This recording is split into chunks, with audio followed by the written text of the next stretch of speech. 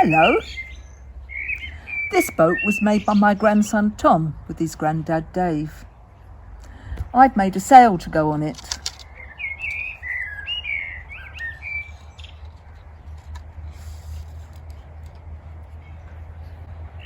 I'm not sure if this will float.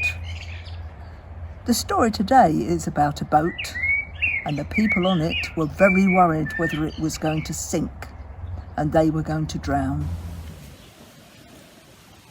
It often happened that Jesus would spend the whole day teaching the crowds and healing the sick. At the end of one such day by Lake Galilee, Jesus pointed to a nearby boat and asked his disciples to join him there.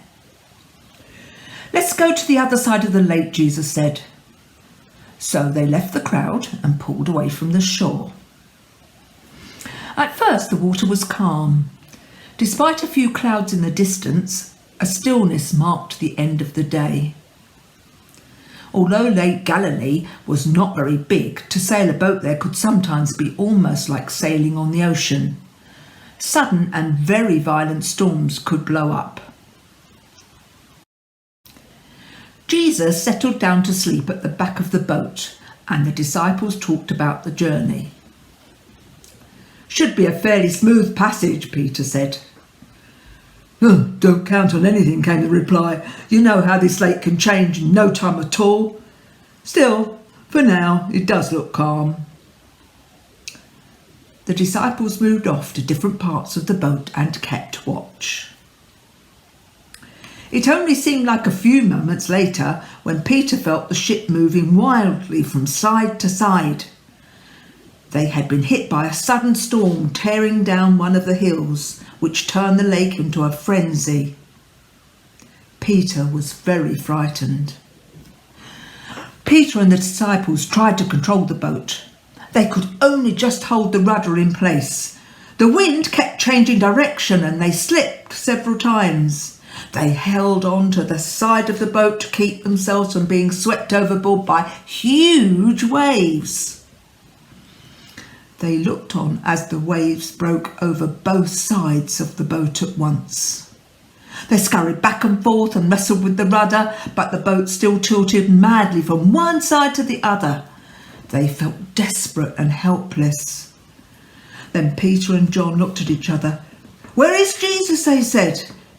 John and Peter ran towards the back of the boat. When they saw Jesus was still asleep on a cushion, they woke him up. "Teacher," they said, "the lake's wild. We are good sailors, but this is a terrible storm. We'll never reach the other side in one piece. Doesn't it matter to you that we're going to drown? Lord, we're all going to die." Jesus looked at their troubled faces and got up. "Why are you so afraid?" Jesus asked the disciples. "Why don't you trust me? Where's your faith? There's no reason to be afraid when you're with me." "Be quiet," he commanded the wind. And "Be still," he said to the waves. As soon as Jesus called out, "Be quiet, be still," the wind died down and the water was calm.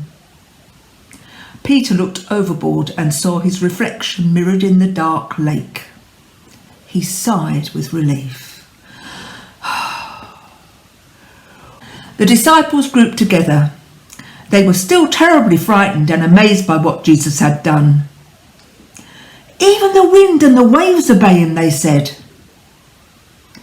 Once again, the disciples had learnt about what it meant to trust and to have faith. They looked at Jesus and were filled with wonder. This was a man unlike any other. Well, that floats. I'm not sure if it would float with a sail on it and people.